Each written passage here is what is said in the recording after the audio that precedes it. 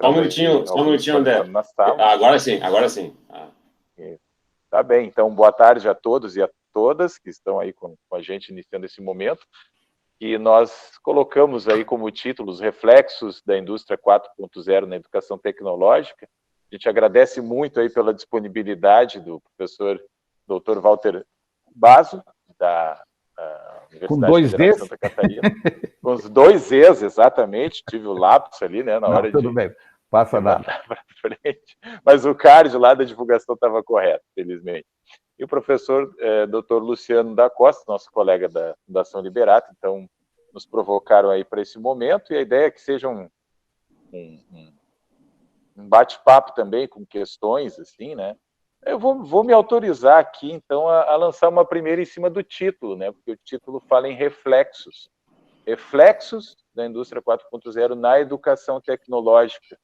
É que a gente pode começar, da onde vem esse reflexo, né? O que está refletindo no quê? Como é que a gente pode brincar um pouco aí com esse tema? Brincar no bom sentido, né? Mas começar puxando um fio aí de reflexão sobre o tema. Bom, eu vou me dar o direito, talvez, de pedir para o Luciano mais ou menos apresentar essas questões que nós viemos discutindo há tanto tempo e com tanta profundidade, com tanto, já diria, com tanto vigor. Não sei se pela falta de receptividade que tais assuntos têm, como se tudo estivesse normal. Para o Luciano, dar mais ou menos uma pincelada, depois eu me apresento e vou... alguns já me conhecem, eu vou falar alguma coisa sobre o que o nosso grupo vem fazendo, o que nós estamos fazendo também em conjunto com o professor Luciano e seu grupo aí do programa de pós-graduação, porque são temas tão reflexos ou não reflexos que nós precisamos começar a entender em função da velocidade estúpida que a civilização está tendo hoje em busca do, aspas, progresso tecnológico, como se isso fosse a panaceia. Se nós tivermos inteligência artificial... Em suma, depois a gente conversa sobre isso. Luciano, por favor, só para que a gente se situe um pouco em tudo isso, não é? Bom, então, eu queria agradecer, então, a IPPI, a instituição, por esse espaço, né, para discutir esses temas que surgiram lá no seminário, né, surgiram mais objetivamente para a instituição do nosso seminário pedagógico de fevereiro, onde se apresentou o tema da indústria 4.0, e foi uma palestra bem importante, mas que houve uma inquietação, né, que eu lancei ela, mas que vários colegas se identificaram depois que eu falei, no sentido da gente identificar uma perspectiva também crítica crítica não no sentido só de criticar, mas no sentido de se posicionar do ponto de vista um pouco mais abrangente em relação a toda essa parafernália tecnológica e todo esse avanço tecnológico que nos invade, né, o nosso cotidiano, e interfere na educação, interfere nas relações sociais, interfere nas relações comerciais. Então, é muito significativo o impacto, né, dessas tecnologias que estamos chamando hoje de indústria 4.0, era pós-industrial, como o Demasi utiliza, né, de uma maneira mais ampla, o tema. Então, eu tenho doutorado em engenharia, tratando do tema da educação, sou professor de engenharia e matemática, na Fundação Liberato, sou professor de matemática, e o Basso, conheço o Basso de longa data, né, antes dele me conhecer, eu já conhecia ele, né, então, ele sempre foi uma referência, assim, teórica para mim, né, pela forma como ele...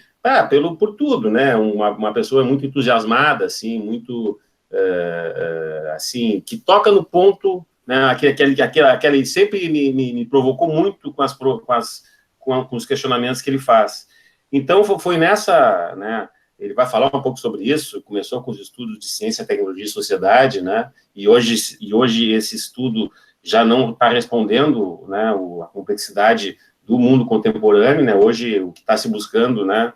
Eu estou dizendo uma coisa aqui, eu trabalho junto com o Basso, né, ele que tem trazido isso e eu tenho cooperado nesse sentido, né, é encontrar efetivamente quais são as grandes variáveis da nossa equação civilizatória, vamos chamar assim, ele vai explicar melhor, mas a gente tem que procurar identificar quais são essas grandes variáveis que têm que ser colocadas em xeque, né, e estudadas e analisadas e problematizadas para que a gente consiga entender qual é o papel do sujeito nesse processo. E nós, como professores da área tecnológica, né, indo aí na provocação do André, né, nós, como professores de uma fundação que atende há 50 anos uma região e forma quadros aí que estão atuando na sociedade, prefeitos, empresários, professores, engenheiros, que tem a Fundação Liberato como uma marca na sua formação. Qual o papel, né, dos sujeitos da Fundação como professores, como servidores da Fundação na área tecnológica nesse contexto todo? Então, o BASO, então, ele passou a atuar mais diretamente conosco quando ele aceitou o convite para fazer parte do nosso programa de pós-graduação em ensino, né, de ciências exatas e tecnológicas. Até o professor Marcelo Boeira e o professor Sauer são alunos do programa, né? Tem um orientando nosso que está assistindo aqui, que é o orientando do BASO. Então, uma das linhas de pesquisa do nosso programa é justamente essa problematização da tecnologia e os seus impactos na sociedade. Então, um pouco esse é o contexto, assim, da nossa charla aqui. E a ideia, eu vou passar a palavra para o Baso, mas a nossa ideia é que a gente faça um debate, né? Eu vou ser uma espécie de mediador aqui, vou também problematizar e colocar as questões, mas a ideia é que realmente haja um debate, assim, né? A prioridade não é minha para perguntar, é dos colegas, mas a gente vai alinhando a discussão nesse sentido. Tá certo? Muito bem. Vocês estão me ouvindo bem, né? Primeiro, eu gostaria de agradecer pelo convite. Eu acho que sempre é bom a gente conversar sobre questões contemporâneas e trazer de volta a reflexão. O que nós estamos fazendo aqui? Para quê? Por quê? Para quem que a gente faz? Por exemplo, engenharia, já que o nosso papo é com engenheiros e professores de engenharia hoje em dia.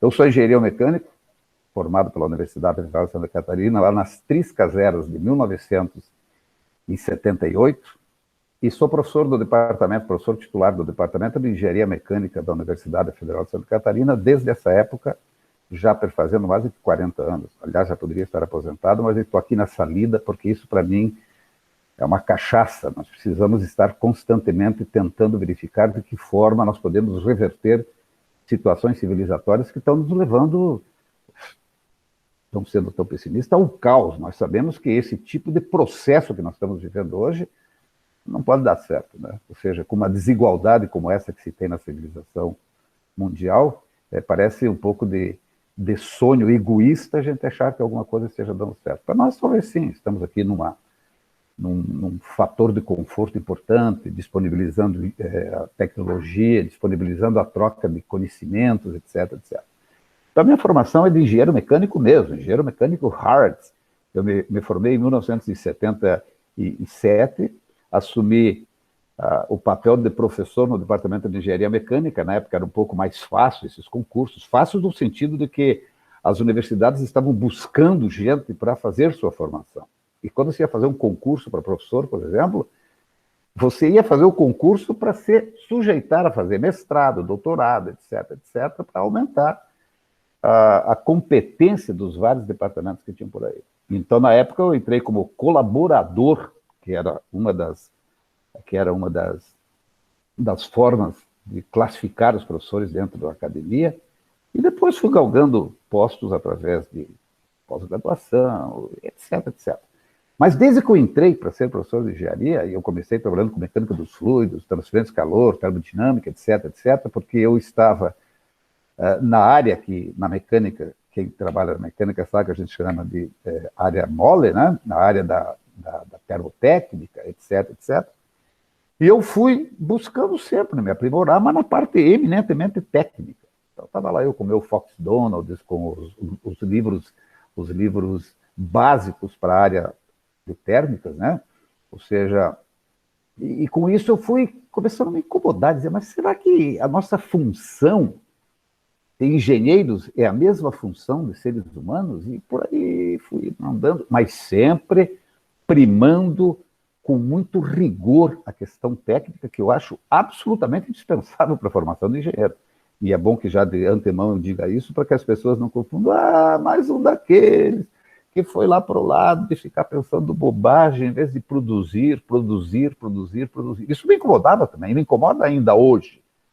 O Luciano comunga comigo essa preocupação, porque toda vez que a gente está junto com as pessoas que nos ouvem, a gente vê, às vezes, certas caras fechadinhas, como quem diz, pá, mas que saco esse troço, eu tenho que dar conta, inclusive, da programação, da minha disciplina, etc, etc, e me vem com essas bobagens de ficar falando coisas que não têm a ver com a profissão de engenheiro. Isso foi me incomodando muito, incomodando, até que lá por volta de 1982, juntamente com o professor José Carlos, que hoje já, infelizmente, é falecido, nós começamos a pensar que alguma coisa nós tínhamos que trabalhar para os estudantes que estavam entrando na universidade, principalmente do curso de Engenharia Mecânica. Então, ali saiu o que nós fundamos e chamamos de Introdução à Engenharia Mecânica, uma disciplina de 4 créditos já na época, que tinha a finalidade de chamar o estudante e dizer para ele o que ele estava fazendo ali, o que era a competência do engenheiro mecânico, o que é fazer engenharia mecânica, para quem, por quê,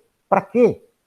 E nós fomos, então, estabelecendo uma nova roupagem para que os alunos se sentissem acolhidos dentro daquilo que, eventualmente, eles seriam a partir da sua formatura. Daí saiu um livro de Introdução à Engenharia, que hoje talvez já esteja na sua 50ª edição, não sei, porque a gente foi mudando tanto, e que hoje talvez seja referência em várias universidades de engenharia no Brasil, em função do caráter simplório que a gente deu para conversar com os alunos, o que é projeto, o que é a função do engenheiro na sociedade, para que servem modelos, o que são simulações, etc, etc. E aí nós começamos a trabalhar questões voltadas mais a uma teoria um pouquinho distante, não distante, mas um pouquinho além do que seja a formação eminentemente técnica. A partir daí comecei a me incomodar, fui vendo que a gente tinha que trabalhar muito com os meninos e meninas que chegavam nos cursos completamente perdidos, como quem diz, eu vim aqui para aprender engenharia, e aprender engenharia, matemática, física, mecanismos, etc. Não é só isso.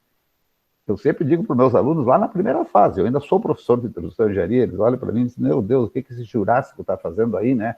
Hoje, com o advento do computador, me vem pedindo leitura, essas coisas aqui. E eu sempre digo para eles o seguinte, olha, o engenheiro, antes de resolver problemas, ele é o identificador de problemas. E nunca se viu uma civilização necessitando tanto de gente que identifique problemas, mas não são, de novo, só problemas técnicos. Não existe qualquer problema técnico desvinculado da questão humana. Não tem sentido você resolver qualquer problema que não seja visando o desenvolvimento da pessoa, da sociedade e por aí vai. Então, com esses meus incômodos, eu fui trabalhando lá pelo ano de 1984, quando eu já tinha terminado o meu mestrado, que, para vocês já terem a ideia, o meu mestrado foi em energia eólica. Eu, na época, já me preocupava, caramba, como é que nós queremos fazer um planeta finito ser infinito para uma sociedade ávida de ter. E daí eu comecei a vislumbrar a possibilidade de começar a ver outros tipos de energia, que não seriam energias termináveis e sim renováveis, e fui trabalhar com energia eólica. E na época eu já me assustei um pouco de ver a dificuldade de transformar a energia cinética dos ventos em energia mecânica e a posteriori em energia elétrica, né? E a minha dissertação de mestrado, então, com todo o trabalho eminentemente técnico que eu fiz, eram ensaios com um rotor dentro de um túnel de vento, onde eu verifiquei que o preço exorbitante que nós teríamos que gastar para poder transformar a energia cinética dos ventos em energia elétrica, na época era inviável. Então, já comecei um pouco a dizer, que dificuldade, né?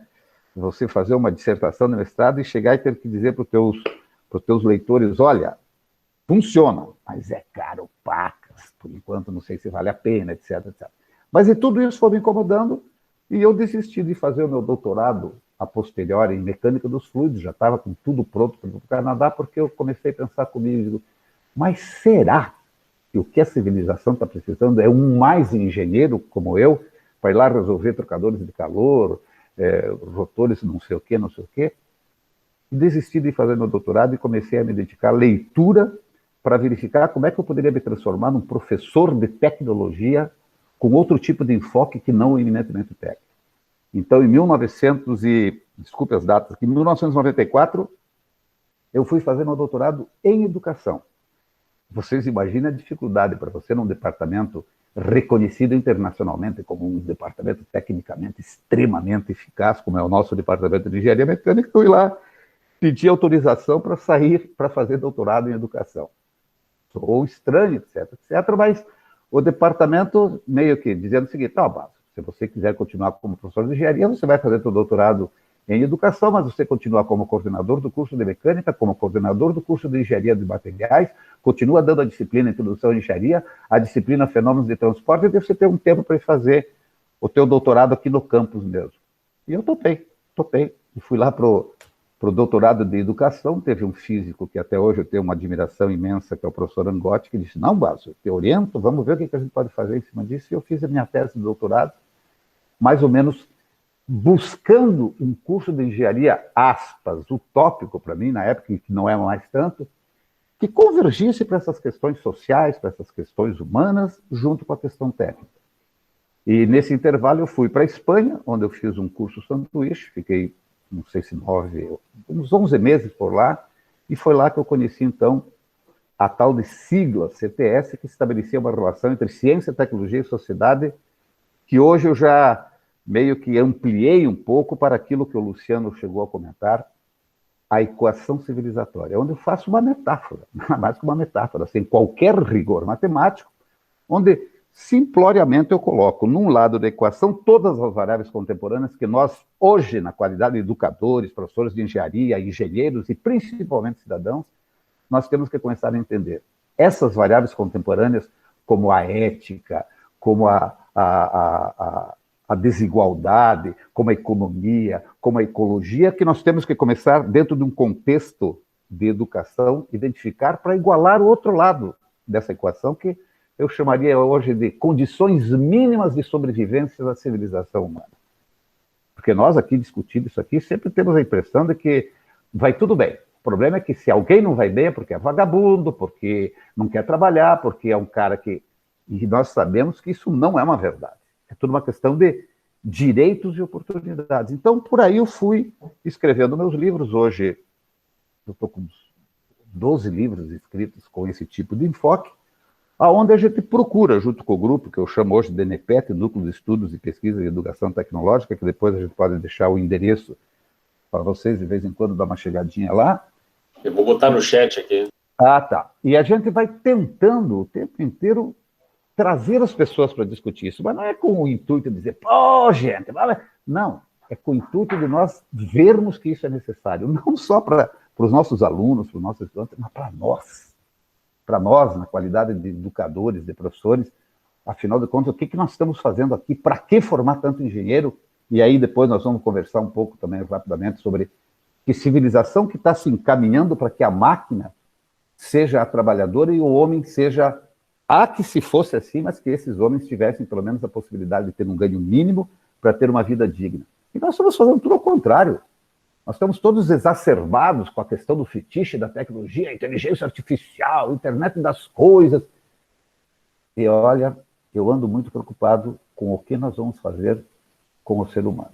O ser humano está ficando cada vez mais desesperado, e é sobre isso que eu acho que as escolas de engenharia obrigatoriamente têm que voltar a conversar. Não estou jogando bacia, criança, água toda fora. Não, absolutamente.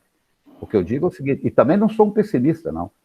O que eu digo para vocês é o seguinte, nós temos que refazer a principal função da educação, seja ela tecnológica, seja ela na área humana, que é a reflexão, que é entendermos esse volume de controle que nós estamos completamente desarticulados. Não, eu tenho que formar meu aluno, não interessa...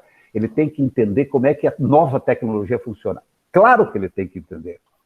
Mas não é o ferramental da tecnologia, o que ela representa para essa sociedade em constante delírio de ter e ter.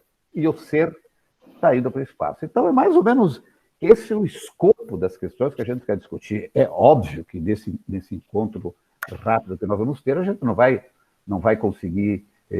nem entender o que a gente precisa fazer, mas provavelmente a gente quer dar um start, fazer um pequeno brainstorm para dizer, poxa, tem que começar a pensar nisso. É uma obrigatoriedade na qualidade de professor, na qualidade de gente. Eu preciso me formar através da leitura, através do entendimento desse mundo contemporâneo, para poder dar resposta para os nossos alunos, porque a gente sempre diz, os alunos hoje não querem mais nada. Eles nunca quiseram tanto.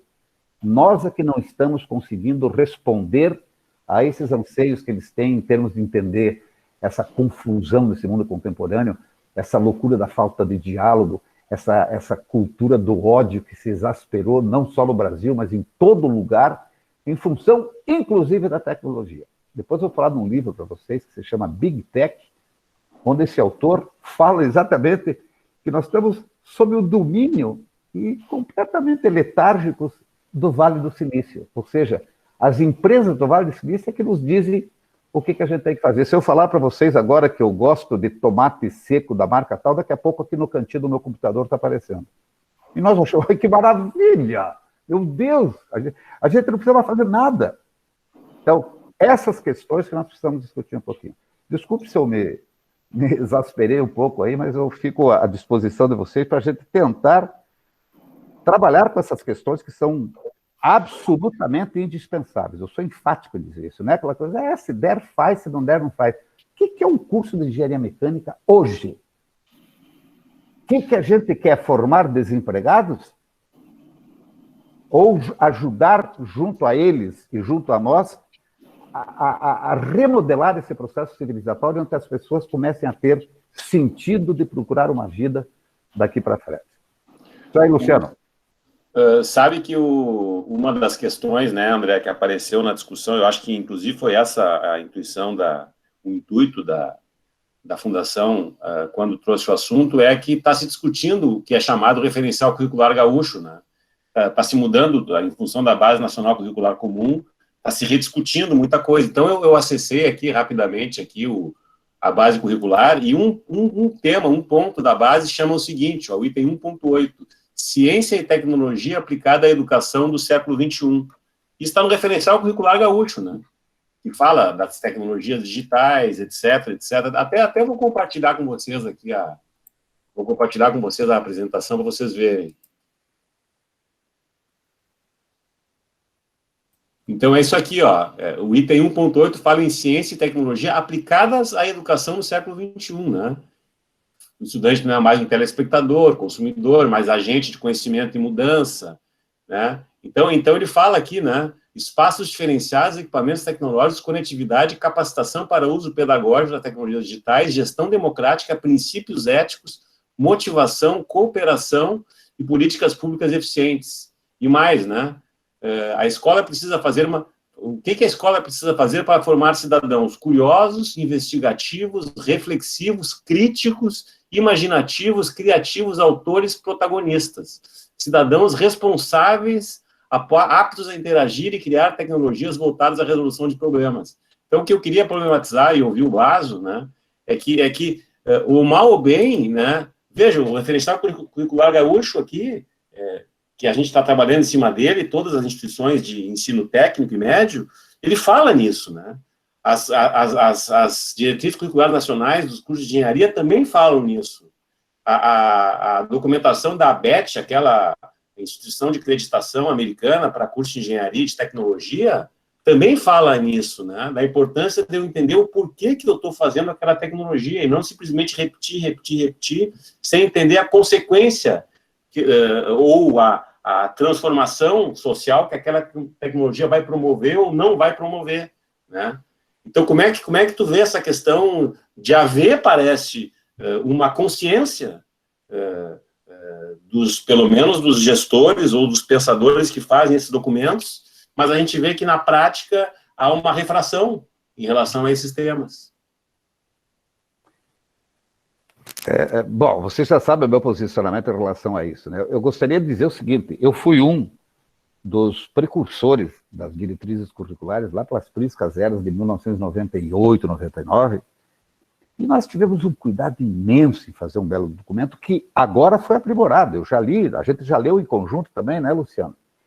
E as diretrizes curriculares são absolutamente fantásticas. desde que sejam seguidas. Ninguém segue. Você entra dentro de um curso de engenharia mecânica, e vocês agora, eu estou falando de engenharia mecânica porque eu sou engenheiro mecânico, e continuo atuando num curso de engenharia mecânica. Dá a impressão que eu já sou um alienígena em relação a isso. Não, absolutamente. É que eu tenho outros afazeres hoje que me parecem tirar um pouco só de dentro da engenharia mecânica.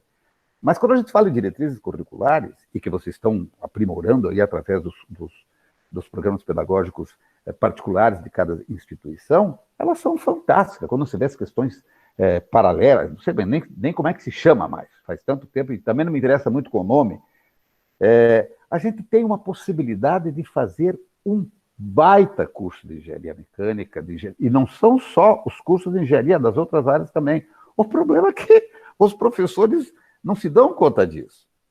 E quando a gente fala, por exemplo, num cidadão crítico, num cidadão reflexivo, num cidadão consciente, num cidadão honesto, inclusive, que é uma questão que se aprende na educação, na escola, porque o pessoal confunde muito essa coisa de honestidade, simplesmente, cara, ele tirou um dinheirinho daqui. Não é só isso. É honestidade, inclusive, em ter uma sociedade com dignidade para todos. Então, são essas questões todas que nós temos que discutir na formação de um determinado currículo, uma determinada grade curricular. Olha só como é que se chama grade, já é uma coisa presa, né? E que eu absolutamente não acredito simplesmente em ficar colocando uma disciplinazinha aqui agora, ética da engenharia. Isso tem que estar embutido no professor. E não adianta a gente ter as coisas escritas se a gente não segue. Não segue no sentido de se aprimorar internamente, por exemplo. E quando eu estou falando na formação do professor aqui, eu não estou buscando que o cara só tenha mestrado, doutorado, pós-doutorado, pós-X, pós-R, pós... Não é isso. Isso é importante também dentro de uma formação formal, mas eu estou falando da formação intelectual do próprio professor. Aquele professor que hoje tem que estar constantemente se perguntando para quê, por quê e para quem que eu estou fazendo isso aqui. O que me interessa formar um engenheiro mecânico? Por favor, eu sou meio exagerado nas coisas, então quando digo que me interessa, claro que me interessa, mas será que esse engenheiro mecânico tem que ter só o suporte técnico? Não, ele tem que ser um cidadão. Então, o professor de termodinâmica, o professor de mecanismos, o professor de física, o professor de matemática, ele tem que ter ali na sua formação técnica, que é indispensável, obviamente, eu não sou inocente ao ponto de falar uma besteira dessa, dizer que isso não é importante, mas, paralelo a isso, ele tem que ter uma formação intelectual para colocar o seu estudante a saber por que ele está trabalhando isso. Eu acho, eu já falei isso em várias situações, que com essa pandemia que nós tivemos aí, ficou todo mundo preocupado, como é que nós vamos dar conta das emendas, não sei o quê. Era um momento, por exemplo, para dizer o seguinte, o semestre 2021 deu. Nós vamos, nós, professores, orientar nossos alunos para leituras. Mas eu sou professor de matemática, mas eu sou professor de mecânica dos fluidos. Então, e buscar informações, e buscar exemplos para mostrar para eles que tudo isso faz parte do corpo de entendimento desse volume de controle que nós estamos falando. Em matemática, nós somos tão rígidos. Tem aqui o volume de controle, tem o limite e tal, o limite. Isso que nós precisamos trazer para os nossos estudantes, para que eles, inclusive, desculpe a expressão da palavra, eles sintam tesão pelo que estão fazendo. Então, eu não vejo muita diferença em ensino à distância, ensino presencial, se não tiver esse tipo de comportamento do professor e os seus, aspas, alunos, estudantes orientados junto desse tipo de preocupação. Claro que muita gente vai dizer, é muito difícil, eu concordo, o nosso tempo é escasso, até porque o processo hegemônico faz com que o nosso processo seja escasso.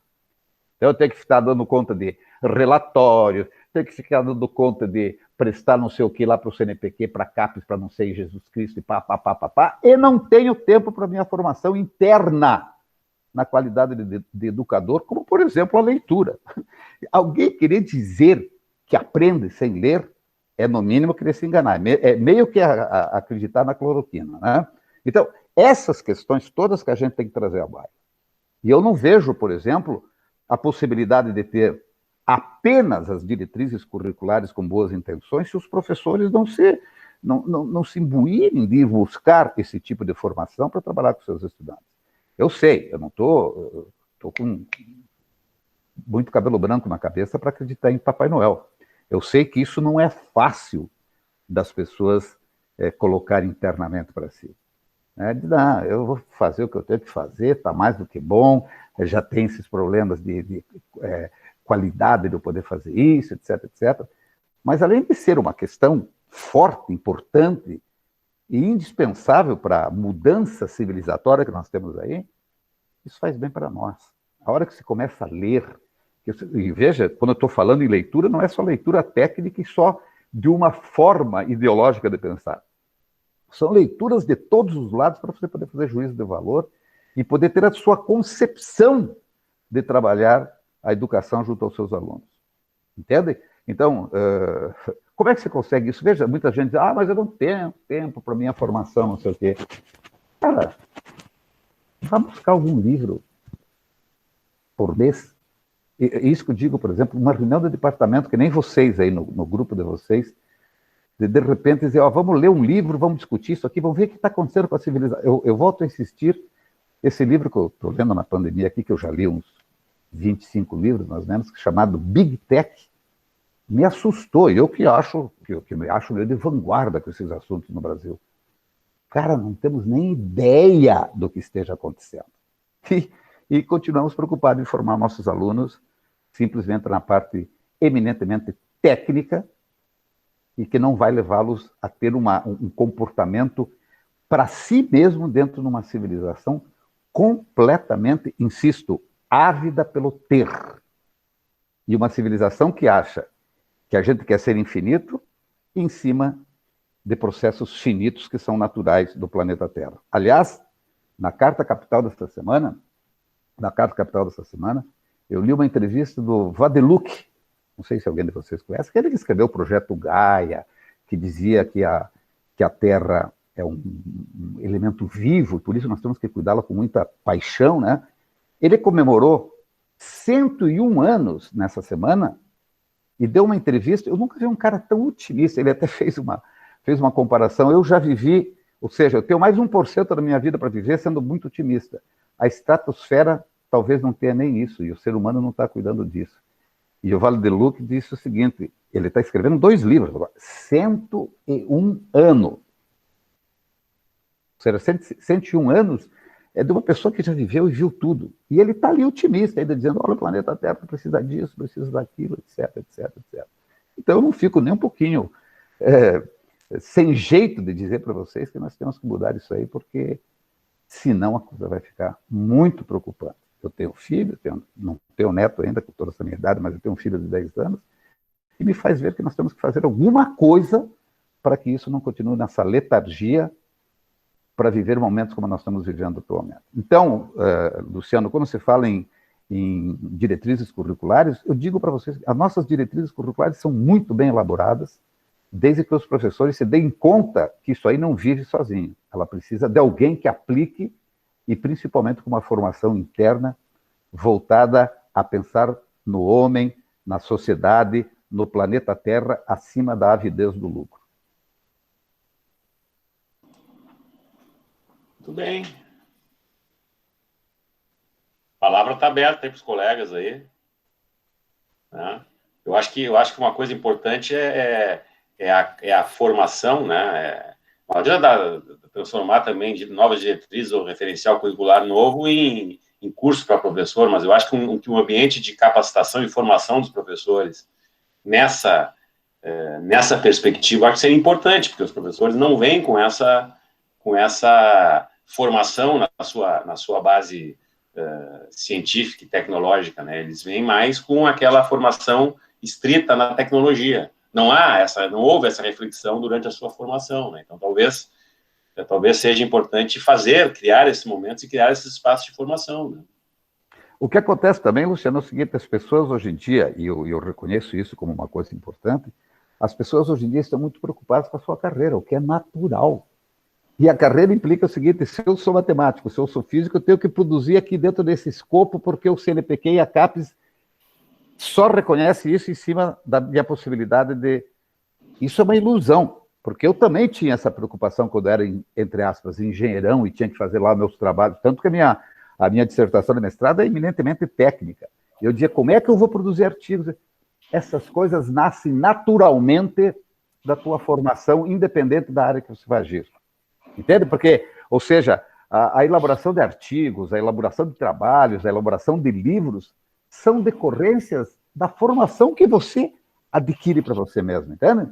Veja, eu trabalho com esse tipo de questão, todo um departamento de engenharia mecânica que é reconhecido, aspas, tecnicamente no mundo inteiro, e as pessoas já me ouvem, não estou dizendo que concordam comigo. Claro que você vai obter refração sempre em qualquer curso, imagina você vir falar em sociologia, em distribuição de renda, em igualdade humanitária, etc., dentro de um departamento que fala estritamente na questão seguinte: temos que ter gente que produza para a indústria, o que também é razoável. Então, esse tipo de questão, que seja, então, uma formação paralela à sua. Pode ter certeza, a hora que vocês começarem a ler alguma coisa, modifica a tua forma de ver o mundo. E não vai te deixar mais incompetente, por exemplo, dentro da área técnica. Eu não deixei de ser um conhecedor, claro. Eu perdi muito do estofo de professor de mecânica dos fluidos em função das minhas atividades outras. Mas eu não perdi, por exemplo, o meu conhecimento sobre essas áreas, etc. Talvez ganhei muito em saber associar o conhecimento nessas áreas com a questão voltada mais ao ser humano. Então, são essas questões, Luciano, que eu acho que a gente tem que ter muito claro em função das diretrizes curriculares que estão postas aí, né? O André tem uma questão aí, André? Colocou no chat. Provocando um pouquinho também, tá? No sentido de provocar aí e pedir que vocês também conduzam logo a seguir. Quando o Baso falou tesão, eu digo, isso me chamou a atenção. Acho que é legal falar sobre tesão e, nesse sentido, trazer um pouco para a Liberato, né? Para a realidade da Liberato, onde a gente tem muitos alunos jovens que fazem, né? Estão aqui matriculados no curso. Porque os velhos não têm mais isso? Não é. Eu vou chegar lá, talvez não tão forte, não sei, de uma outra maneira, vamos dizer assim. É verdade. Mas que eu vejo que eles têm um tesão muito forte em resolver problemas e em serem desafiados. Tá? E eu quero citar alguns exemplos, assim, para a gente pensar também. Não sei o quanto você conhece a nossa instituição, né? E que envolve professor também, e que há uma simbiose nesse processo. Uma das situações que a Liberato começou a trabalhar, e eu gosto de citar porque é um exemplo recente e de um tema que também nos pareceu novo, né? É a questão da tecnologia assistiva, a partir de alguns projetos que foram desenvolvidos, que a escola se inseriu. Tecnologias assistivas, então, que são desenvolvidas para as pessoas com deficiência terem uma qualidade de vida melhor, e a inclusão dessas pessoas na sociedade, enfim. Isso tem motivado, levou um certo tempo. No início, as pessoas estranhavam, enfim, não conheciam. O processo natural, acho que, do conhecimento, né? Às vezes, primeiro você rejeita, depois vai procurando entender um pouquinho, se interessa um pouco, se interessa um pouco mais. E gerou, assim, hoje, uma série de projetos dos nossos estudantes, então, técnicos, muitos certamente futuros engenheiros, muitos que hoje já são engenheiros e vão para outras áreas também, mas de tecnologias que buscam, né, então, associar tudo aquilo que é o aprendizado técnico, que às vezes nem é o maior interesse dele, mas a diferença que esse aprendizado técnico pode fazer, especialmente para um mercado que às vezes é meio difícil. Dá para imaginar o quanto é explorado também, às vezes se só tem uma empresa que fabrica uma prótese, né, por exemplo. Então, assim, as formas que a gente já tem vivenciado de associar aquela preocupação com o mundo, com as demandas sociais e com o conhecimento técnico rigoroso e profundo, né, e como alinhar essas duas coisas. Eu acho que nós temos alguns casos bem interessantes assim, na instituição, mas talvez pela nossa formação maior, né, e a gente talvez tenha a tendência, no primeiro momento que vai ser professor, tentar reproduzir aquela aula que a gente recebeu e aquele professor que a gente teve e admirava, enfim, e às vezes as discussões evoluem de uma outra maneira. Mas talvez nós não tenhamos a tradição tão acadêmica na instituição, pela maior parte da formação, talvez, das pessoas, de conseguir expressar isso como está expresso na forma das diretrizes curriculares, ou das diretrizes curriculares, conseguir fazer essa construção. Mas isso acabou surgindo, eu digo, pelo próprio ambiente que nós temos aberto, né, a construções, a pesquisa, né, e a diferentes saberes também, porque vale destacar, né, nós temos sempre tivemos aqui ao longo dos mais de 50 anos da escola um ensino integrado, né? Então, o sujeito vem fazer aqui o ensino médio, faz o técnico e a gente olha para esse sujeito e não uma coisa separada da outra. Então, todas as áreas têm a sua importância nisso, né? Então, eu acho que é um pouco a provocação é nesse sentido, das coisas que já acontecem, né? E como é que a gente pode enxergar isso alinhado com as demandas e do mundo. E pensando em engenharia, né? Fico pensando em engenheiro de plástico hoje. Plástico, se fala tão mal do plástico, né? Plástico é a solução para umas coisas, problemas para outras. Nós temos ilhas oceânicas, né? De resíduo plástico aí, que são problemas internacionais, globais, né? Não é de um país isso, está lá no meio do oceano. E como a gente vai imaginar assim, um curso de engenharia de plástico olhando só para os princípios sem olhar para esse problema também, que é um desafio que se coloca, né? Bom, falei demais, mas o sentido era um pouco dessa troca aí, dessa provocação. Não, eu acho que você tem toda a razão. Você está colocando um problema pontual, que é exatamente o fato de você motivar os alunos, etc, etc. A gente faz isso muito na primeira fase do curso, de elaborar lá um projetinho motivador. Tipo, faça uma catapulta, coisas absolutamente manuais e que despertam no aluno aquilo que ele pensa que é engenharia. E é esse cuidado que nós temos que ter. E quando eu estou falando para você aqui, André, na questão de que nós temos que introduzir determinadas reflexões dentro dos cursos de engenharia, é no âmbito global. Você falou do plástico nos oceanos, você falou ou seja, eu falo nas queimadas no Amazonas. Não tem nada que eu eventualmente resolva em termos da resolução de um problema em engenharia, em medicina, em sociologia, que não envolva todos os aspectos do volume de controle que eu estou falando. Então, não adianta a gente simplesmente dizer, porque meus alunos estão... Eles têm que voltar a entender, eles precisam, eles necessitam, é uma questão de formação, de embasamento humano, a entender os problemas humanos como um todo. E nós pouco estamos atacando isso. Então, eu te dou um exemplo, por exemplo. Nós temos aqui uma disciplina chamada Tecnologia e Desenvolvimento, lá na 7ª, 8ª fase do curso de Engenharia Mecânica, e quando a gente começa a trabalhar com os alunos, eles olham para a gente assim, para eu, cara pálida, nós temos mais o que fazer na vida. Eu tenho termodinâmica, mecânica dos fluidos, resistência dos materiais, e você me vem aqui para a gente ler um livro sobre sociologia, sobre questões humanas, não tenho tempo para isso. No começo, no final do semestre, eles fazem... Aliás, se vocês forem visitar lá o NEPET e olharem alguns artigos que esses meninos escrevem, vocês vão dizer, isso aí não foi engenheiro que escreveu. Isso é disso que eu estou te falando, André, que nós temos que resgatar nessa gurizada e não perder de vista também o motivacional deles de repente, construir um carrinho de rolimã. Você vê que hoje em dia isso está caindo fora de moda, porque é tudo dentro da questão computacional e que o que facilita, ao mesmo tempo, tira milhões de bytes de criatividade das pessoas em função de que não tem mais esforço a ser feito, aperta aqui e sai lá, etc, etc.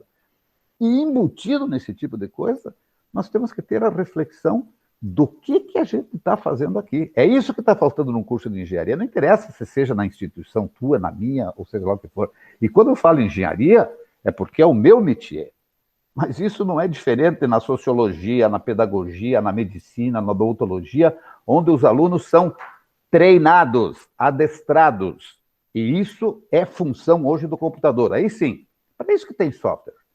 Nossos alunos são formados, são levados, ou têm que ser levados, a desenvolver a capacidade de investir em descobrir os problemas da sociedade contemporânea.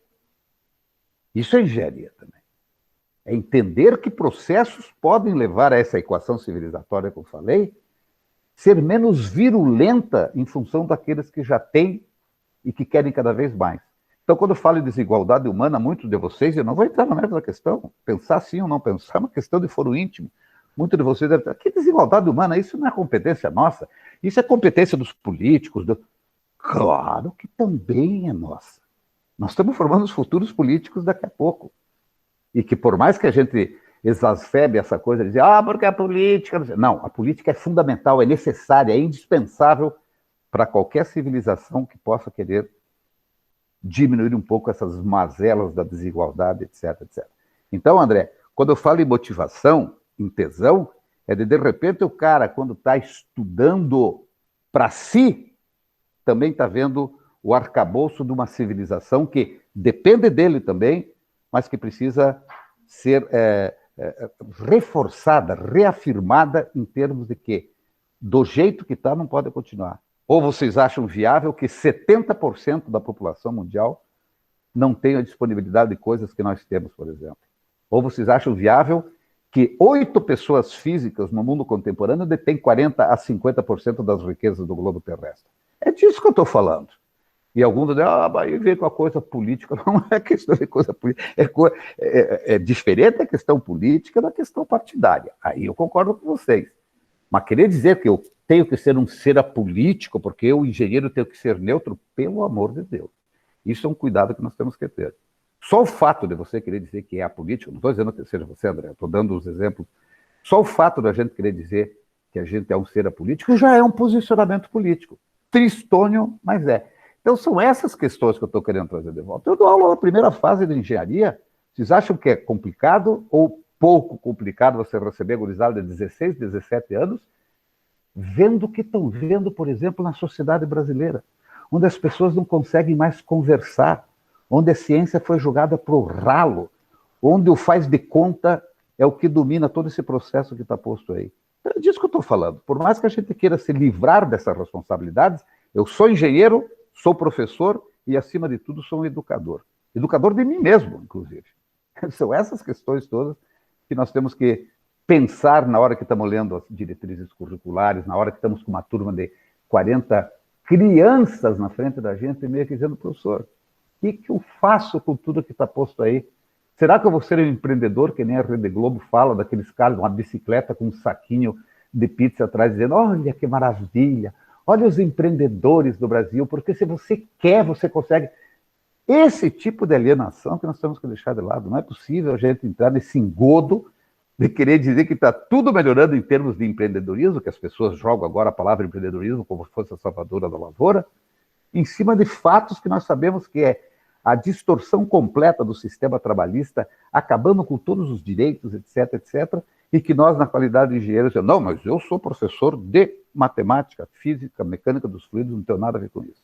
É disso que eu estou falando. Eu sei que para alguns isso bate muito, vai falar bobagem do inferno, cara. Nós precisamos trabalhar, produzir. Para quê? Por quê e para quem? E não estou querendo que os nossos cursos de engenharia deixem de ser extremamente competentes na parte técnica. Muito pelo contrário. Eu só serei competente na parte técnica desde que eu tenha uma visão desse volume de controle em que eu estou trabalhando. A professora Inês quer contribuir também. Vamos lá, palavra, Inês. Oi. Cadê, Inês? Estou aqui. Ah, tudo bem. Oi, Walter. Tudo Uma voz feminina aí para contribuir com as reflexões. Não, eu ia mais até ouvir, mas me senti compelida a compartilhar algumas reflexões. Primeiro, dizer que é um prazer rever o professor Walter Basso. Eu não estava logo no início, assim, mas... não estava ligando coisa com coisa, é que escreveram um baço. Não, mas eu sabia que era tu, porque o Luciano já tinha conversado, já tinha me falado e tal, né? Mas a gente trouxe o Walter, né, uma vez na Liberato, né? Não sei se tu lembra. Não, já fui na Liberato. Na virada do século, né? A gente te trouxe num seminário. Então, é um prazer te receber novamente, ainda que no meio virtual agora, né? Tomara a Deus que daqui a pouco possamos estar convivendo novamente presencialmente. Pode me chamar que eu vou bem. Mas o que me chama a atenção é isso, né? Eu lembro que, na época, uma das razões pelas quais a gente convidou o professor Walter foi justamente porque era uma das... referências, né, na área da engenharia, né, na área técnica, que trazia essa reflexão e a necessidade de incorporar, na época era aquela tríade, né, ciência, sociedade e tecnologia, né, SST ou STS, né, e a gente hoje, século XXI, 2020, né, ainda está dando conta de entender o quanto é importante essa essa visão mais sistêmica, né? Menos partida, né? Que, de certa forma, pelo menos eu identifico um pouco na época da reforma da educação, na década de 70, né? Quando foram tiradas algumas disciplinas, né? Que digamos assim, que trilham, né, as condições para a gente poder fazer determinadas reflexões, ter determinadas visões, né? Como foi a filosofia, a sociologia, né? Que se fez a reforma profissionalizante, né? Eu sou filha daquela reforma, né? E então acho que aquilo sedimentou uma visão que parte, né, o conhecimento, né? E que faz com que a gente tenha uma tradição dicotômica, né? Não, a área técnica é mais importante, eu tenho que priorizar no currículo, ou não, agora que a gente tem sociologia e filosofia, tiram espaços, né? Tiram espaços tão preciosos, né, das áreas técnicas, enfim. Né? Então, essa dicotomia e que gera, né, uma discussão, uma luta, né, de quem é mais importante, ela cada vez mais se mostra absolutamente desnecessária e que não dá conta dos desafios que a educação tem e que a civilização tem. Eu não sei se eu não tenho muita posição em relação a um autor, né, que está meio em voga agora, né, que é o Yuval Harari. Né? Eu assisti ele no leia Viva, tudo dele. Leia tudo dele. Eu gostei muito dele, né? Eu não tinha lido nada e agora estou dando uma acelerada em várias leituras que estavam na minha lista de pendências, né? E uma das perguntas que fazem para ele no Roda Viva é justamente essa: como é que tu, que é um cara progressista, um cara humanista, né, que tem uma visão sobre a tecnologia e sobre a dimensão ética, né, que está dada para nós hoje, né? Que a finalidade é o homem, né? É o ser humano, né?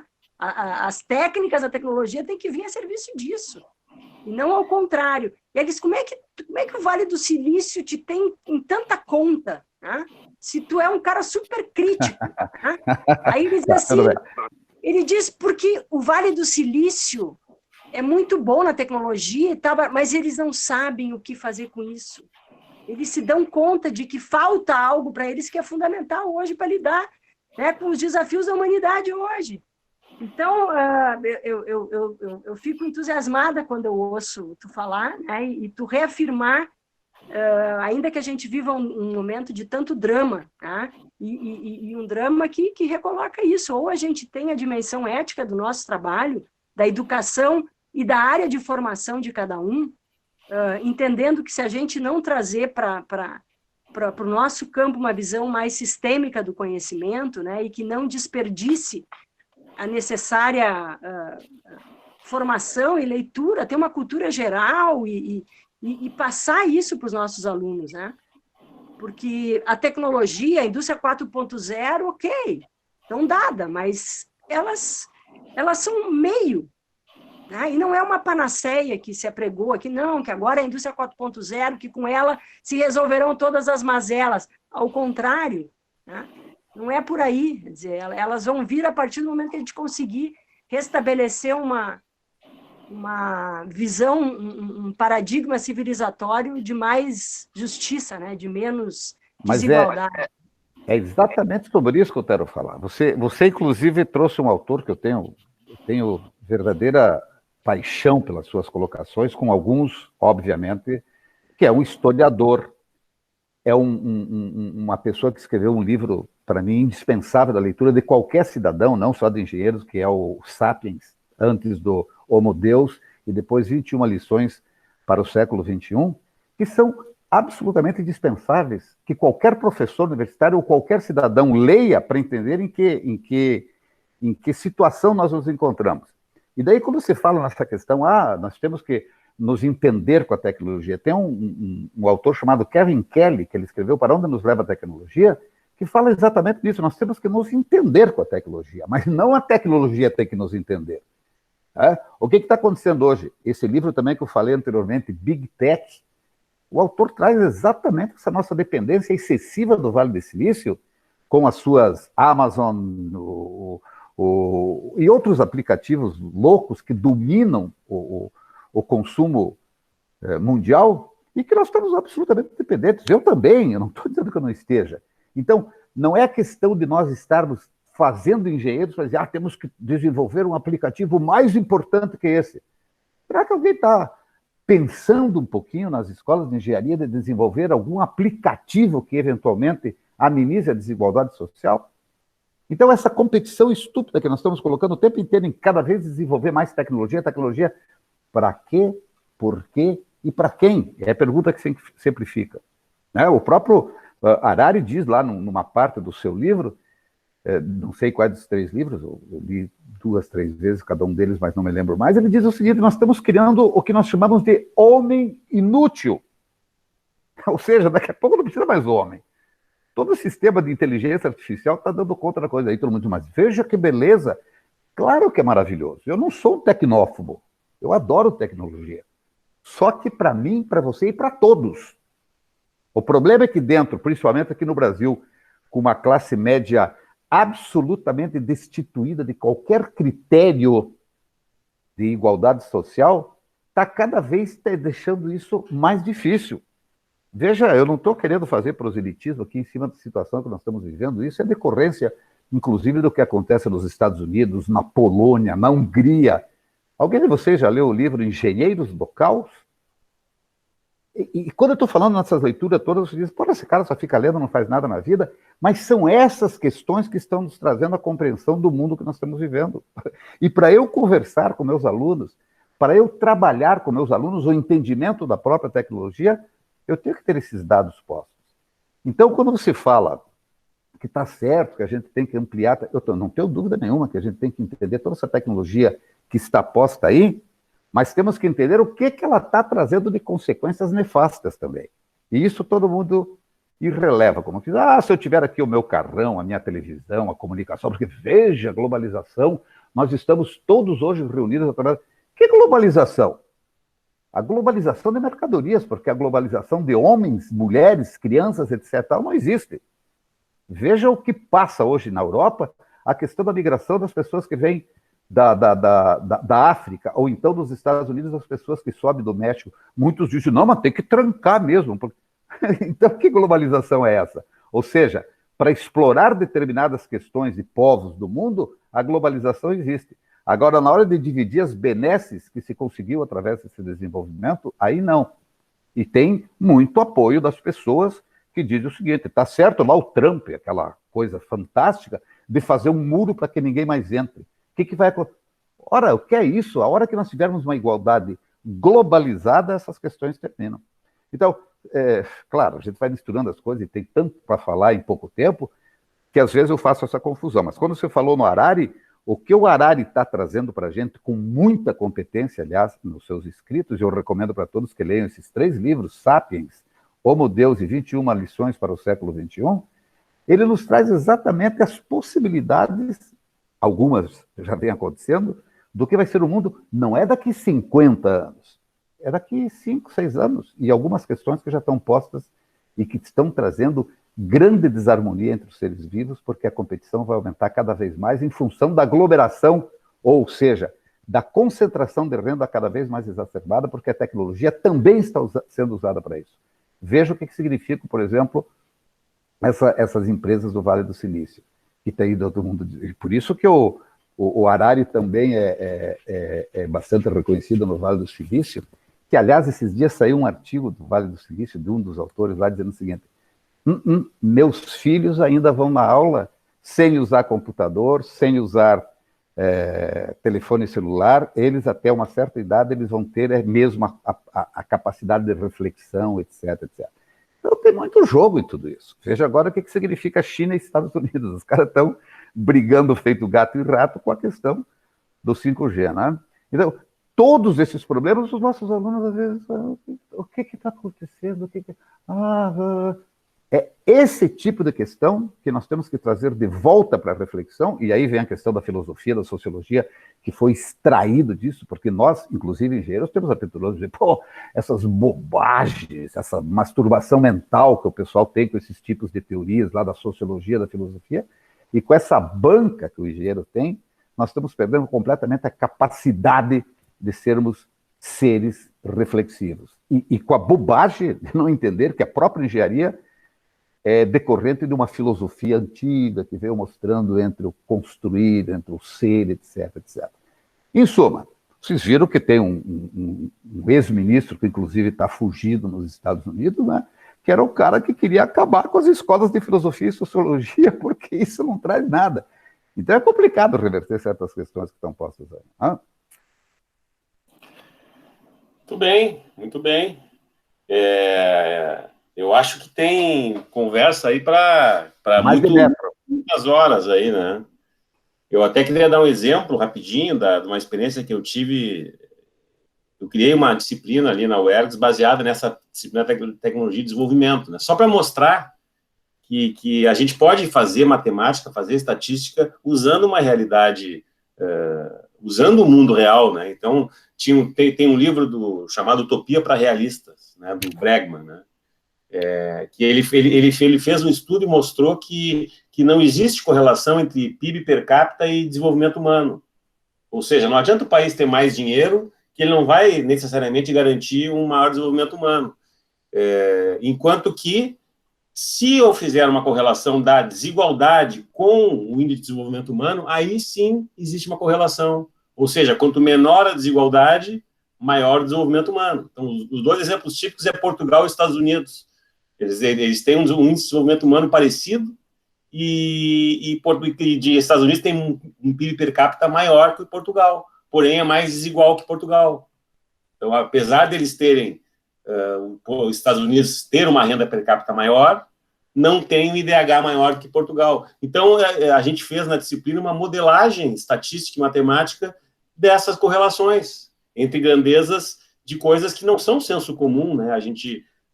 Existe um discurso hegemônico, né? O que o Baso dizia da questão do aluno ou das pessoas, dos sujeitos não se alienarem, né? Existe um discurso hegemônico que tem uma intenção sempre, né? De vender uma ideia, né? Quer dizer, as grandes corporações de mídia são empresas que lucram com seus negócios, então eles têm um interesse na divulgação da notícia. O aluno tem que ter essa consciência crítica para entender e filtrar aquela informação, para que ele não seja, para que ele não receba aquela informação como, se você ouve, por exemplo, Alexandre Garcia na CNN, você acha que o servidor público é um mal para a sociedade, é um câncer da sociedade. Porque ele traz uma visão fechada, estabelecida, de que a sociedade paga muito imposto, que os servidores públicos são empregados, que são pagos por nós, que a máquina pública está inchada. Ponto.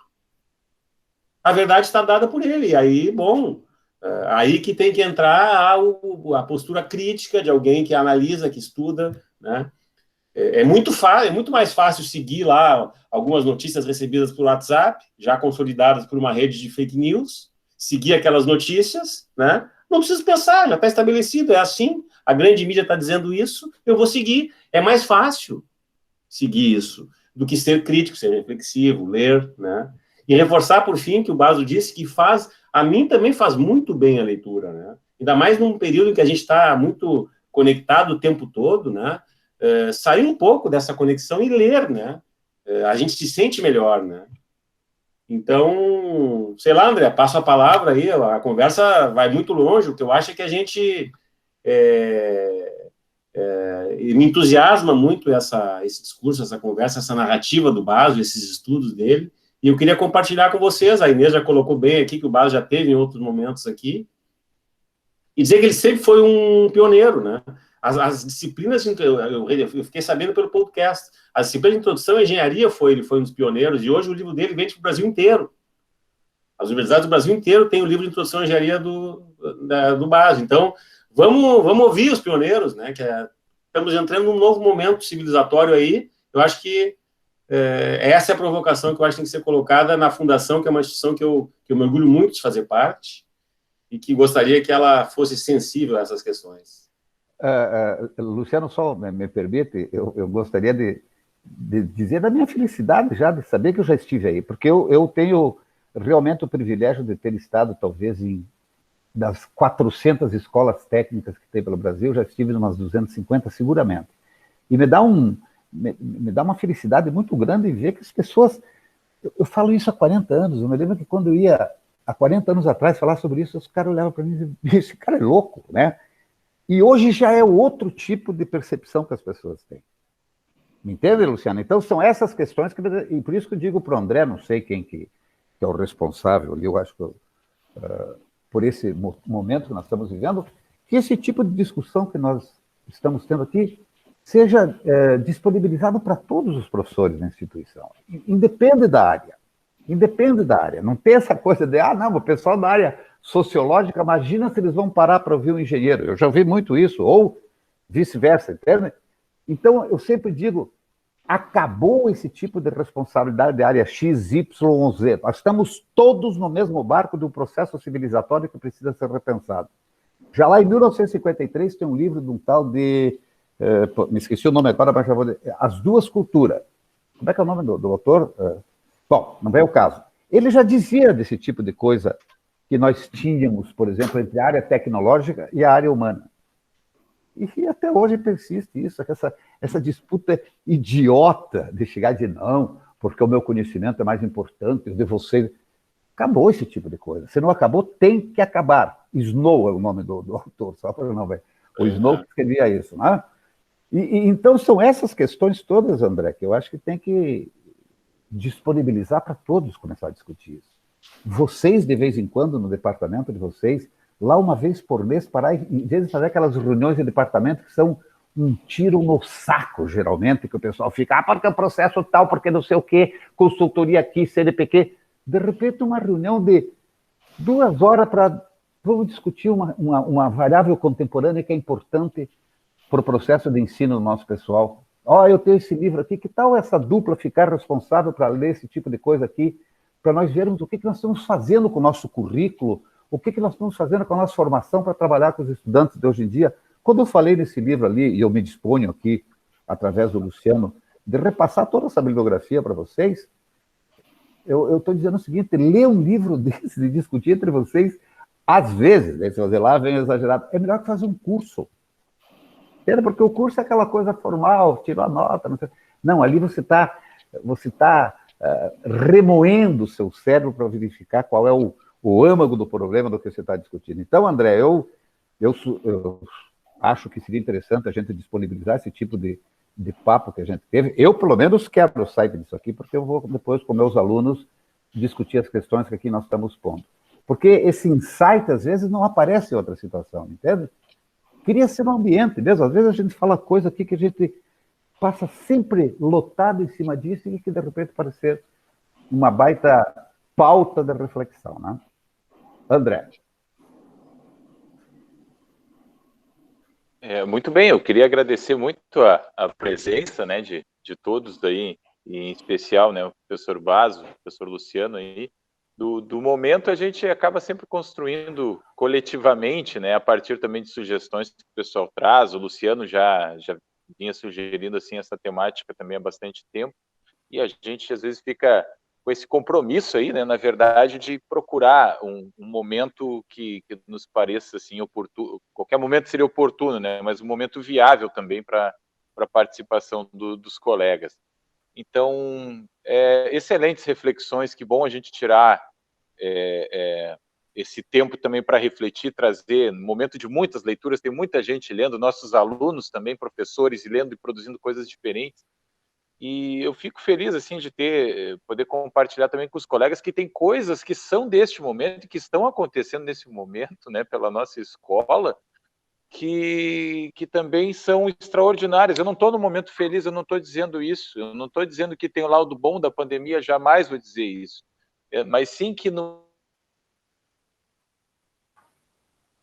Sumiu aí. Na escola consegue produzir coisas que em outras circunstâncias talvez não se daria o tempo pelo ritmo, né, verdade, por tudo aquilo. Verdade. E aí eu quero enaltecer, assim, né, o maestro está aqui, temos o colega maestro, teve uma produção né, online. Nosso professor de música também é técnico, né, aqui formado na escola, né, orienta projetos na área técnica com toda com uma formação humana, né, vasta, enfim, e tantas outras coisas que aconteceram, oficinas de literatura, tem escritores nos encontrando com os nossos alunos e professores semanalmente, tem momentos de relaxamento que a gente se encontra para as pessoas também, tem até apresentações artísticas a partir de sua casa, e nessa miscelânea, eu penso assim, a gente está tentando quebrar alguns gelos, né, e construir algo diferente, né? Agora, esse momento só vem se somar. Eu acho que a gente está vendo que ter a melhor conexão nessa hora é super importante para poder, né, de alguma forma não estar isolado,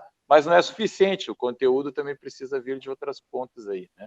Então, mais uma vez, muito obrigado aí. Deixo para vocês quiserem dar algum recado final aí, um fechamento, Luciano e professor Basso, mais uma vez, muito obrigado. Vamos só, se o André permitir, aí ouvir o Josimar colocou uma última contribuição dos colegas aí para contemplar, foi citado pelo André, inclusive, nosso maestro.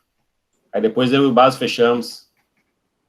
Poxa, agora até fiquei... No meio virtual é um pouco diferente, né? Quando a gente está numa reunião, daí a gente acaba perdendo um pouquinho o time também do momento que foi feito alguns comentários antes. Eu acho que daqui a pouco, até agora, já foge um pouquinho a minha colocação e pode não ser pertinente, mas vou aproveitar e falar mesmo assim. É só uma curiosidade, na verdade. Em primeiro lugar, quero parabenizar, né, toda a iniciativa, o doutor Basso, o nosso colega Luciano, né, a DPPI, muito legal, fiquei muito contente de estar presente aqui, né, receber esse convite, mas o que eu gostaria de colocar é que para mim me tocou bastante essa webconferência aqui, esse momento de troca de ideias, porque eu fui aluno da Fundação Liberato, tive uma formação técnica e depois fui para outros caminhos, né? Hoje eu tenho a oportunidade, né, vou dizer até a graça, quem sabe, de ser professor, estar professor na Fundação Liberato e ser maestro lá, né? Eu sou numa área artística, né? Então eu convivo muitas vezes com essa não digo uma confusão, mas com esses dois lados, né? Digamos, vou chamar essa parte humanista, né? Daí uma parte da razão, né, que fica falando ali. Então, eu me sinto em alguns dilemas, algumas vezes, mas eu só queria, porque a gente comentou antes lá, da Indústria 4.0, e eu lembro quando eu era aluno, nós assistimos alguns filmes em que os robôs iriam dominar, né, o futuro. Eu lembro de Exterminador do Futuro, uma série de filmes que tinham, e eu fico pensando que, na verdade, a dominação, de certa forma, ela invadiu as nossas vidas, mas não com o robô mecânico que a gente imaginava, mas com o robô virtual, que é o que se está estabelecendo por meio das redes sociais, por meio dos aplicativos de mensagem instantânea, em que nós fomos invadidos, né, com os robôs. Ou seja, essa inteligência toda, ela está presente, mas só que não foi nessa parte física, digamos assim. Mas é que o time era outro, eu só queria, então, agradecer e comentar isso, porque eu achei muito interessante as colocações no que diz respeito a valorizar essa formação técnica como uma formação integral, né, da pessoa. E eu iria um pouquinho além. Não só na engenharia acontece isso, e permito dizer também, porque sou formado técnico, não sou engenheiro, mas sou bacharel em música, e nos próprios cursos de música, tem muitos cursos superiores de música que deixam alienados também esses artistas, né, em diversos segmentos que abandonam essa formação integral e vão só pela tecnicidade, até pela parte técnica, né, e acabam esquecendo essa parte humana, até na arte, né? Vou fazer música, qual é a regra para compor o encadeamento desse acorde, o que é proibido, o que é permitido, mas como o que é proibido e o que é permitido? A gente tem que entender o contexto, né? Isso era proibido na Idade Média, nós, no mundo contemporâneo, vivemos os sons de outras maneiras, né? Então, nós temos que entender o todo, como a história foi se modificando e o que faz tudo isso me completar como um ser pensante, né, crítico, reflexivo. Desculpe aí me estender, mas é que eu fiquei bastante empolgado aí com o assunto aí. Obrigado aí. Josimar, só para complementar alguma coisa e não tirar o teu start aí para a música, você situou bem, nós estamos falando na engenharia porque nós somos engenheiros aqui, mas isso acontece na medicina, na odontologia, em todo o setor, onde as pessoas veem o conhecimento como caixinhas fechadas e o resto não tem nada a ver com isso, entende? Então, a tua declaração em relação à música tem tudo a ver. E daí você diz, isso acontecia na Idade Média, não sei o quê, não sei o quê. Cara, nós estamos passando por uma fase pior que a Idade Média, eu acho. Que, inclusive, tem um livro que eu ia recomendar que se chama De Volta à Idade das Trevas, o que a tecnologia tem feito com a gente. Então, são essas situações todas que a gente tem que começar a se dar conta que nós estamos vivendo sem ter consciência disso. Vide um país abaixo do Equador chamado Brasil. Bom, eu vou então, antes de passar as palavras finais do Baso, fazer as minhas palavras finais, então, né? Esse livro que o Baso falou, eu acho agora, era justamente o que eu ia falar agora. A gente, enfim, acaba se conectando aí sem querer. É a nova idade das trevas, a tecnologia, o fim do futuro, né? Não é? Exatamente. Esse livro me deu uma baqueada, viu? Confesso. E ele fala, aí me lembrei desse livro, assim como tu, Baso, com a fala do Josimar, porque ele fala dos algoritmos, ele fala muito dos algoritmos, né? Então, e a forma como o pessoal, a disputa tecnológica que existe para ganhar microsegundos de transmissão de dados para o negócio do Wall Street, em Wall Street. É uma loucura. Cara, assim, então nós estamos discutindo aqui o mundo com essa situação de miséria, de fome e de exclusão social, e os caras e os engenheiros e matemáticos de alto nível tecnológico estão trabalhando para... Então, a pessoa tem que saber o que ela está fazendo, né?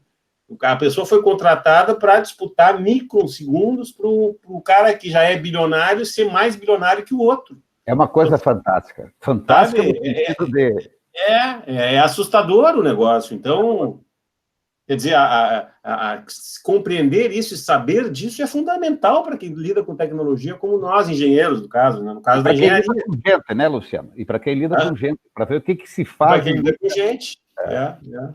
E eu vejo agora o negócio da doença da minha mãe lá, que está terminando, graças a Deus. A medicina é a mesma coisa. Quer dizer, para colocar um respirador tem que ser um pneumo. Aí esse problema que aconteceu aí foi esse. Agora as outras especialidades não sabem mais entubar. Isso foi um dos problemas. E aí, mas ela tá com o negócio, chama o neuro, chama o infecto. Aí tu tem que ter uma equipe de médicos para trabalhar. Impressionante. Que mostra que não é só na área da engenharia, que a gente fala do nosso lugar sempre, né? Mas agradecer o espaço, né, antes de passar para o professor Baso, e dizer que eu sonho que essas discussões continuem, né, na nossa instituição, que cada um de vocês aqui, os que também não se manifestaram ali, espalhem, problematizem essas questões nos seus cursos, né? Aqui não é departamento, é curso, Baso. Tem um dos cursos, né, que são mundos à parte, vamos dizer assim, para o bem e para o mal, né? São os cursos que são estruturados, são organizados, e tem a sua vida, né? E tem as básicas, né? Então, a gente também tem uma série de departamentos aí que também precisam se abrir e conversar, né? Então, muito obrigado, André, em nome da instituição aí, eu te parabenizo pela iniciativa e fiquem em casa. Bom, eu vou encerrar por aqui, então, e gostaria de agradecer muito a oportunidade. Eu acho que esse tipo de debate tem que ser feito cotidianamente, indubitavelmente. E fiquei feliz em saber que eu já estive ali na instituição, mesmo não me lembrando mais, e que digo para vocês, além de ficar em casa, que é o recado do Luciano, tenham um pouco mais a prática da leitura, que vocês vão ver que modifica muito, não só a capacidade de nós trabalharmos a educação, mas a capacidade de sermos gente, pode ter certeza. E recomendo que vocês, de vez em quando, e me ponho à disposição para qualquer situação que vocês queiram conversar comigo, vocês estejam em contato, de vez em quando, com www.nepet.ufsc.br, apesar de que agora ele está parado, que a gente não tá alimentando o site, que lá vocês vão ter muitas dessas discussões, inclusive algumas palestras, algumas resenhas de livros, etc, etc. E o meu endereço do e-mail, para quem quiser entrar em contato comigo, eu sempre digo, eu nunca deixo de responder um e-mail, mesmo que seja para dizer, olha, eu não posso responder, porque eu acho que a gente tem que cada vez ampliar mais esse tipo de questionamento que nós estamos fazendo. Um grande abraço, muito obrigado. Luciano, um abraço especial. Moisés, que está aí também, não sei se já não fugiu, mas em todos os casos, muito obrigado pela atenção e desculpe se algumas vezes eu me exaspero um pouco, mas é o meu modo de ser entusiasmado com essas questões todas. Entusiasmado não no sentido de gostar de ter que discutir, mas da necessidade de ter que discutir tudo isso. Um abração e muito obrigado, hein? Tudo bem.